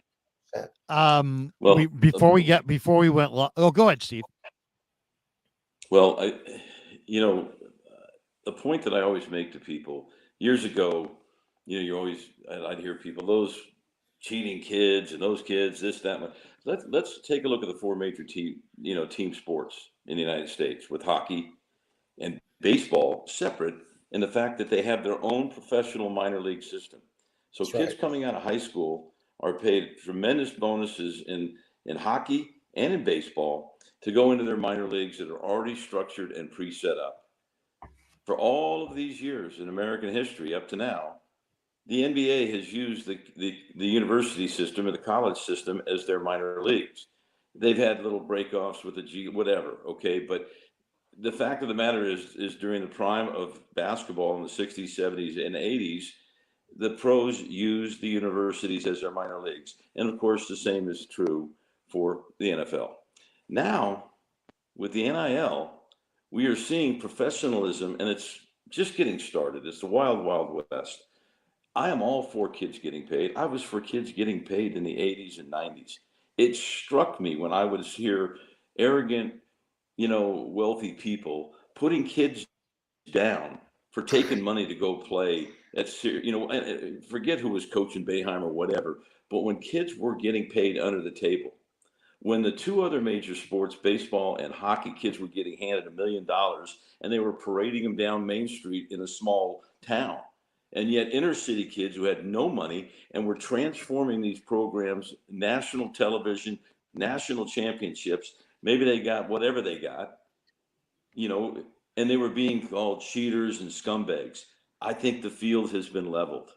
Now the problem is, how can the NCAA scoop all the money they're going to scoop in basketball? Because look at all the commercials we got to watch.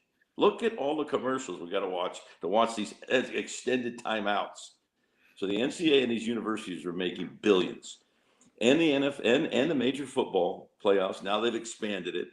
So these universities and the NCAA are making billions, and the kids are finally getting their cut, which is good, but it's out of control because now you've got 2 entities, players getting paid and universities getting paid, and it's going to be a mess. Yeah, it's already created a chaos, and it's bigger in college football because there's just more players, but it's just there's a chaotic feel to college sports right now that can't be good for the coaches, can't be good for continuity, can't be good for roster building or any of the things that matter in college basketball and football coaching. It's good for the player financially, but even that I could argue against because there's so many stops and starts and so much time invested in where are you going next and less time invested on what skills do you need to have to succeed wherever you go next. So that's just my thought on it. A couple last things and we will call it quits because go ahead, Rye. I wanted to zag a little bit because I will say, I mean, I cut like the very tail end of what you guys are talking about. I mean, I remember like Hansborough at UNC, like those kind of, there were some situations like that when I was way young, middle school or whatever. But, I mean, it felt very sterile there for like a good 8 to 10 years when everything switched to the one and done.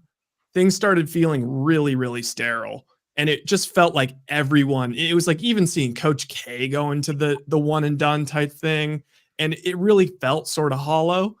I kind of think that now that, I mean, obviously things need to sort themselves out, but I think it's cool that finally, like smaller schools legitimately have a chance to win the championship now. Like San Diego State's run last year was like no joke. And you can have these guys like Jason Ledee for San Diego State, who's like, he'll never play in the pros, but like he's going to be play at San Diego State for 5 years, become an absolute legend. He's making, probably money with NIL deals and whatnot. Guys like Armando Bacot. I mean, the dude just like set, like, I think he's like setting like North Carolina records, which seems crazy, but it's like that guy's a legend in North Carolina. And you know what? He will not be able to play professional basketball for a living, but he's able to make some money now, and he's just going to be a legend for the rest of his life. So like just little things like that. Also, I mean, just selfishly as a St. Mary's fan, like I like can talk myself into like, if things break right, like next year, Mahaney develops a little bit, like I'm like, there's a world where like they could make a San Diego State type run. And that just didn't feel possible before. So I like the idea that like USC gets Isaiah Collier and like everyone says he's going to go number 1 overall. And then like USC ends up being kind of a train wreck this year, doesn't even make the tournament. But like all these teams with like these older dudes like are really making an impact. I feel like college basketball is a little ups. Well, yeah, and also just a guy like Patrick Baldwin Jr. chose to play for his father at Wisconsin Green Bay instead of playing for a Power 5 team. I thought that was kind of cool too. You can see that kind of thing can happen. A small school can beat a big school in college hoop if they get the right recruit, the right coach, the right mix of players. It really can't happen in college football. You can't beat LSU. You can't beat Georgia. You can't beat Bama. No small, Coastal Carolina, a good buddy of mine who I scouted with in the Canadian leagues, a phenomenal personnel guy. He's the recruiting coordinator at Coastal Carolina. I love Coastal Carolina's football team. He's done an amazing job, but guess what? They're never beating Georgia. I mean, and he knows it. And it's just, so it's a different deal. 2 things though. I want to get Brian to tell us at least one more story from his book, but also we were talking before we went live about Purdue. My daughter's boyfriend goes to law school at Gonzaga, but he went to undergrad at Purdue. He's a big Purdue fan, and everybody knows what happened last year. Purdue got bounced in the first round, and it was very painful for this kid to watch. And so obviously they won. They won in the first round. But we were asking the question: Zach Edey, 7'4", he's 300 pounds. He went for 30 and 21 tonight in their matchup. Is he a pro? Can he play? Is he at 7'4", 300 pounds? Can Zach Edey carve out a pro career in the NBA, or is he just too? Does he labor too much to get up and down? Is he not going to have a role? Is he going to get hurt because he just can't stay healthy running up and down on the hardwood floor? How do you guys envision a player like Edey who has improved dramatically from last year to this year, and is going to be a force the rest of this tournament? But what's his NBA picture look like? What do you guys think? I think it's about 5 teams he can play for. Go ahead, Coach. Let you go first. He really seems too slow. He just seems too slow. If you take a look at the center, the kid that transferred from Michigan is at Kansas now. He can step out. He can move laterally. He's a better prospect than Edey. Dickinson, right? Hey, Steve. Hunter Dickinson. Yeah. I still think he's a stretch too. Because the biggest thing is guarding the on ball, where now there will be switches because there just are. Okay, so Edey's one-on-one with Steph Curry. I don't see that. Dickinson's one-on-one with Steph Curry. I don't see that. So I think both of them are a stretch. I really do. They needed that goes back to the Steph changing the game, because if it was pre-Steph and Edey's Mark Eaton. Yes, he'd have a place to play. Yes, 100% agree. I think that there's a couple of NBA franchises that Edey might be able to play for, but just watching him from the outside, his mental preparation doesn't appear to be there. He's not nasty at all. He's just not. Yeah, and you got to be nasty to play in the NBA. I believe in Pat Riley. I believe in Thibodeau, and I believe in Popovich, And Chicago is actually showing me some things also with their mental toughness. The onus is on Edey to decide that this is what he wants to do. And if he does that, I think he has a shot. I haven't seen it in him. He needs to understand that he has every right to have a job in the NBA as every other player. And if that means legally and within the game inflicting some physical pain on the opposition, then he can play. But if he's unwilling to do that, no, he can't play. But I've seen him bend in the post. He has a soft touch. I think he's a better player than Hutchinson to me. I mean Hunter Dickinson. Hunter Dickinson stands straight up in the air. I've seen Edey bend, and I've never seen Miami not develop players. So I think he can play in the right situation if he wants to. If he has the heart. I don't know if he does. He's got to get a lot tougher. He's got to, and to me, he's got to get a lot more sudden. Coach Katz, we appreciate you joining us, and I'm a Sac State guy, and so when I heard that the former Sac State coach had a book out, I'm like, absolutely, let's promote it. And it's called The Road More Traveled, a coach's view from the bench. And we would encourage everybody to go to Amazon and everywhere books are sold and purchase Coach Katz's book, The Road More Traveled, a coach's view from the bench.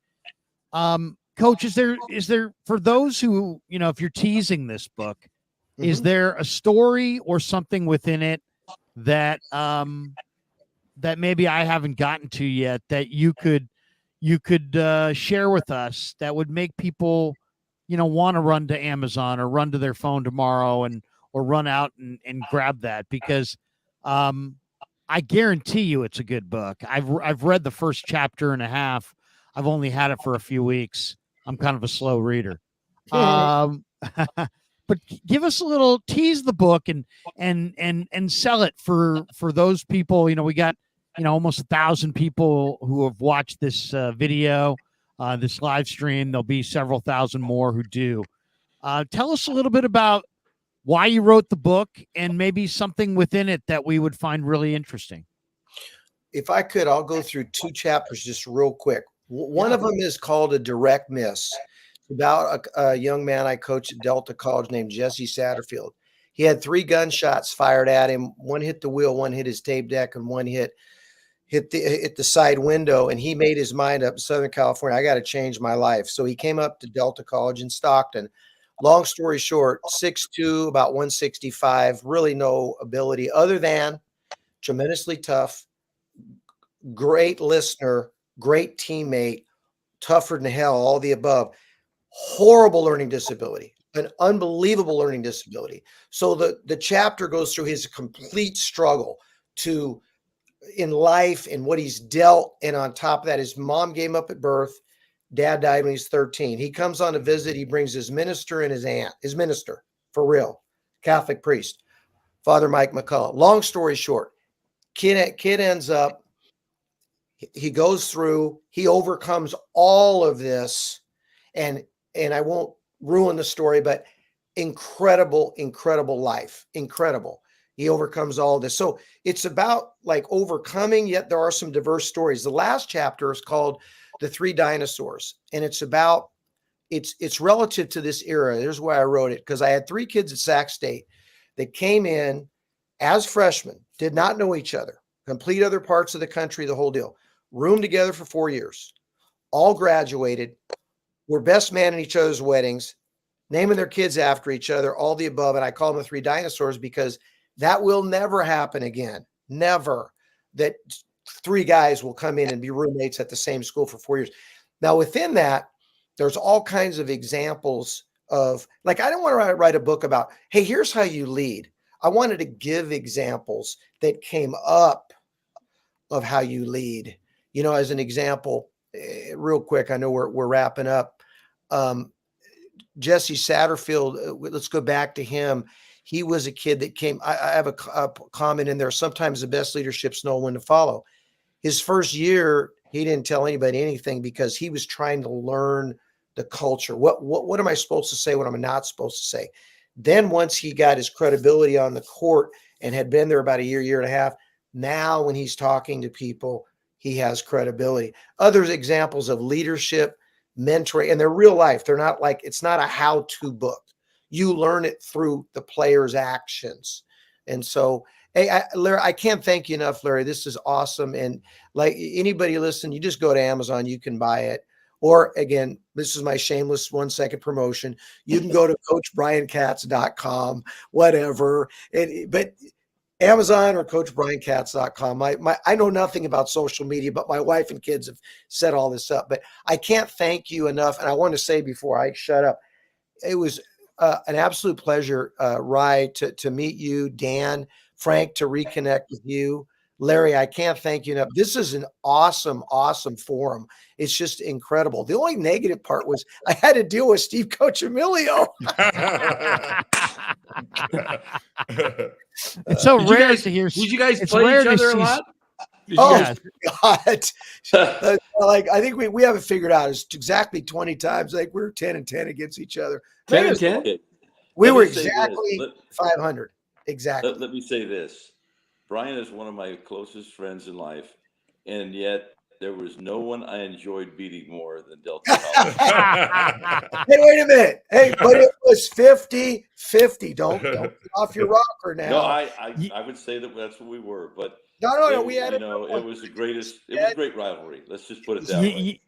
You know what's amazing is we always think of today of being like there's so much more trash talk in the game today, and people used to live by a code and all this stuff, but we forget that the greatest trash talker in the history of basketball is Red Auerbach lighting up the victory cigar on the bench.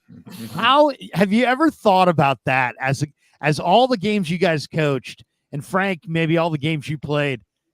I mean, the balls that it took for Red Auerbach to light up a victory cigar and have like one of his assistants, like assisting him. I mean, that is in some ways the most trash talk disrespect you could ever do of all time. And the guy did it, and he was known for it. I mean, what do you got when you see old footage of Red firing up the cigar? But what is Larry, that? Everything is in eras. Yeah. So the 50s and 60s were a different era. Everything, even the comparison with players, it's all era based. It's hardest. I mean, there weren't even that many NBA teams. Like 8 of them or something. Yeah. It was like, and the NBA was not on television. It was, I think everything. Look, where does the future go? Technology, cable television. Watching things on your phone, it's amazing. Hey, Dr. Doom, hang on. If I'm gonna be honest, if I had Bill Russell, I'd be very confident about lighting up cigars. I'd kind of go, lighting them up in the second quarter. Like, here was the thing. One time I heard somebody say, "Oh, Phil Jackson's so calm." Well, let me think. Let's see. I look at your guys. I look at my guys. Right. Yeah. Jack and Kobe. You know what? I think I will smoke a cigar, maybe have a drink on the bench. Oh, that is awesome. All right, last question, and then we're calling it. I mean it this time. Damn it. Danny unfortunately has taken this terrible trait that I have, where I have a hard time closing the show, and Danny's like done it way worse. I mean, Danny asked me the other day. He said, "Come on, join my show." I said, "No problem. How long are you going to be on for?" "Oh, we're going to be on another 15 minutes." Like 2 hours and 40 minutes later, it was like, what the hell? All right. So you're on a deserted island, and somebody comes up to you and says, "You know what? You can have any basketball movie you want, and but you only get one. You only get one. You get one basketball movie. What is your basketball movie of choice?" Hoosiers. Hoosiers. You're going to measure the court like Gene Hackman did for those high school kids? Hoosiers. Why Hoosiers, Coach? Did you feel like that was realistic? Jimmy Chitwood and I mean, it was obviously based on a true story. I feel like it's the NCAA tournament. It's the underdog. It's the Cinderella. Sometimes I wish we'd go back like all the high schools, one big tournament. I mean, there's something about, even if you don't win it all, getting there, beating the big upset. I don't know. Maybe that's what it is. That's what I think. That's a great one. Gene Hackman. I would agree. I mean, Hoosiers by far to me. I've watched that movie so many times I can almost repeat the stories. And obviously there was, Dennis Hopper and Shooter and all that, but the principle of a coach sticking to his guns and building discipline and building a team was clearly seen from beginning to end in that movie. And of course it was Hollywood and on and on and on. But, you think about other movies that are more, whatever, entertaining, hip hop, whatever. I mean, that clearly Hoosiers was old school, and there were many lessons within the movie for people who love basketball or life. Guys, Rye, you want to go? I mean, if I'm on a desert island, I'm probably just going to want to replay the nostalgia. So I don't know if this is cheating, but I'd go with that new Steph Curry documentary that he came out with last year. Oh, that was awesome. That was just let it rip. I love me some Davidson Curry. I love me some. Yes, I love it all. So that's probably that was on Amazon, I think, wasn't it? I think it's Apple TV or Apple TV. Yeah, that was it. Yeah, that was awesome. But I you got to love the Golden Retriever and Air Bud.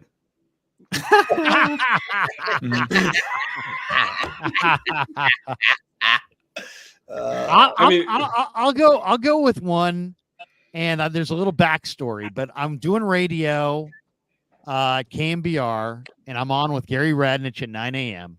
And I get there a little early one day, and I go down to the green room, and all of a sudden, sitting in the green room, whips around in the chair.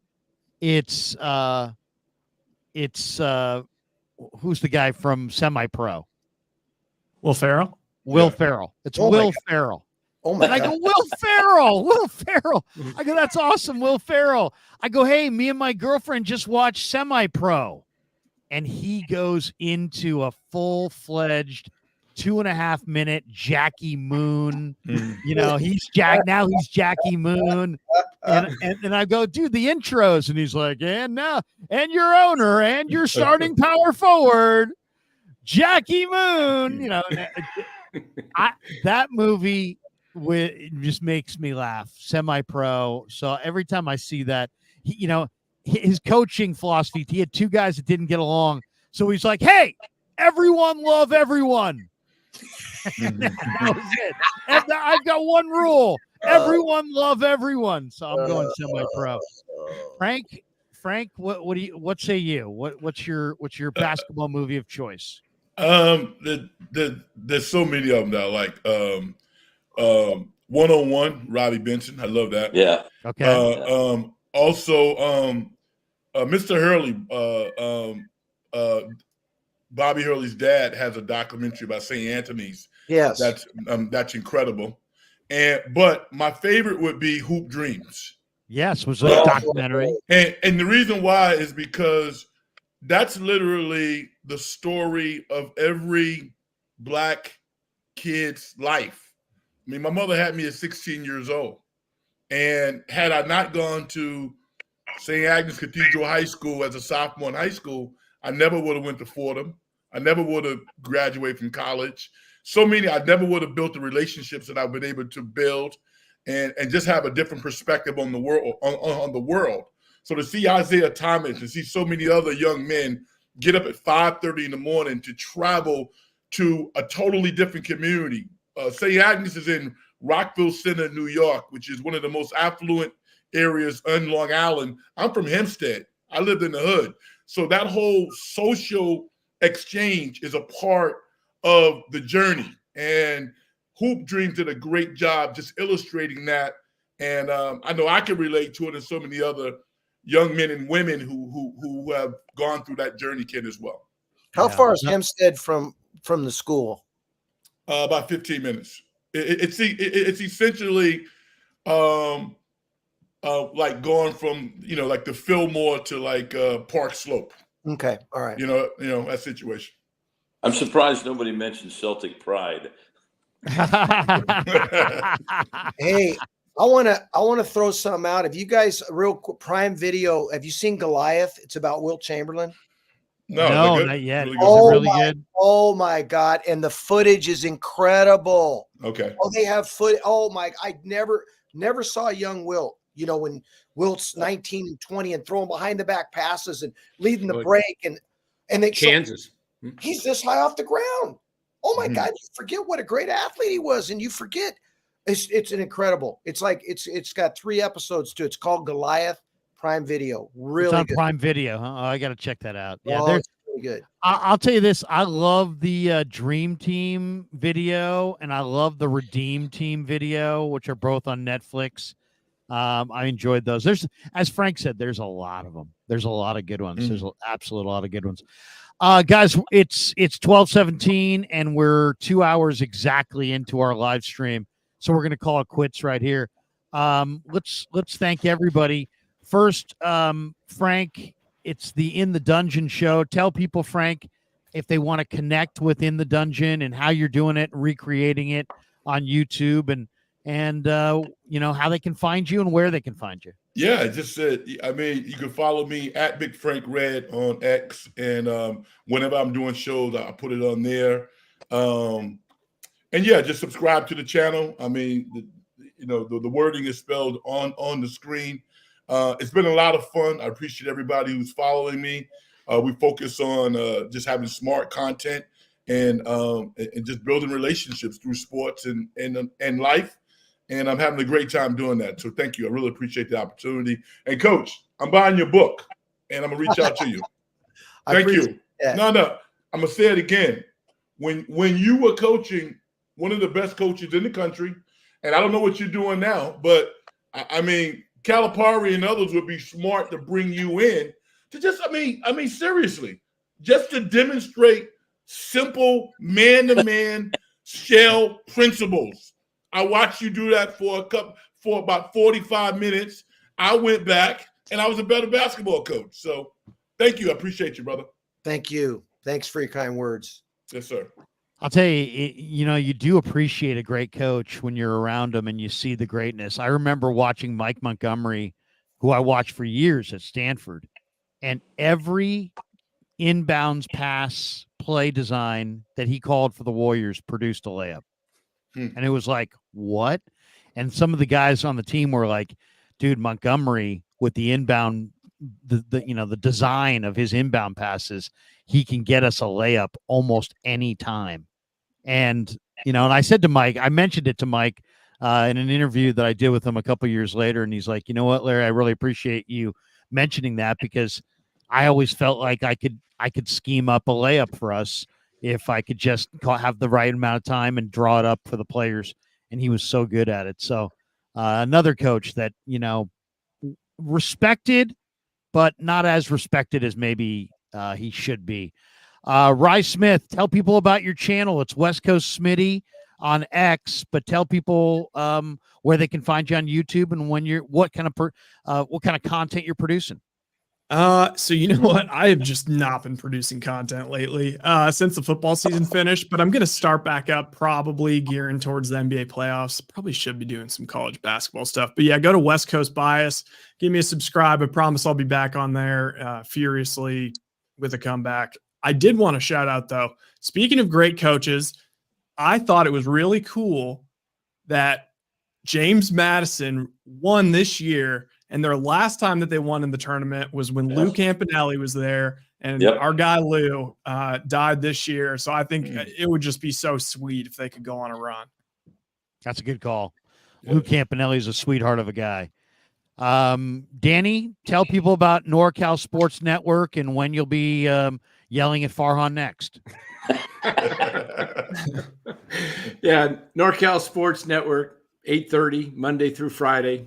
And we'll be back Monday. But we cover a lot of baseball right now, obviously. But I just want to thank you again for having me on. These basketball coaches. I just met Brian. The only thing I'm I'm sad about is that you didn't beat my brother 11-9 and had to finish 10-10. It's just who won the last game you guys played to make it even? I think you did, Steve. I think. What was it, 2000? When did you go to SAC? 2007? 2008, 9. So my last year was 2007, 8.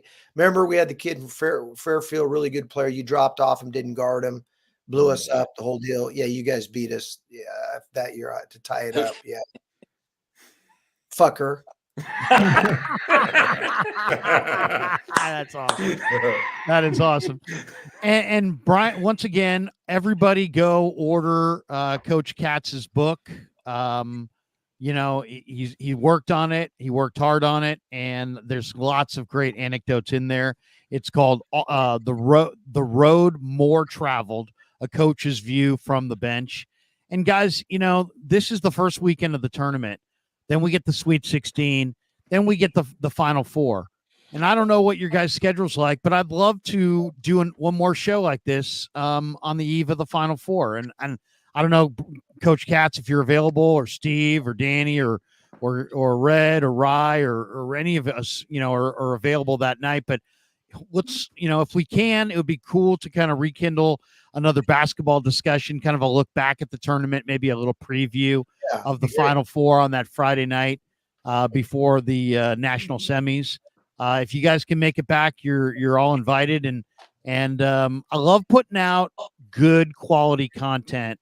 And there's no doubt this tonight was good quality content. So, Steve, thank you very much for your time.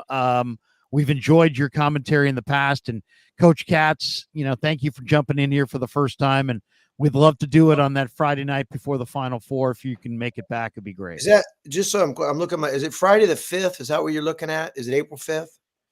It is. Yes. Okay. It'll be April 8th is Saturday. No, April or 8th. Monday. April 8th is Monday. The 7th is Sunday. The 6th is Saturday. So it'll be the 5th, Friday the 5th. Right before the Final Four, yeah. Yeah, I'm down for that. I'll do it. Yeah, I'd love Sounds to. good. Thank you. Thanks for the opportunity. Thank you. Absolutely. Hey, thanks to all you guys. Thanks to our sponsors. Thanks to all the people in the chat. Have a great night, everybody. Very good basketball conversation. And thanks for tuning into the Krug Show. Peace. Yeah, never met a man I've been scared of. Careful, you won't get exactly.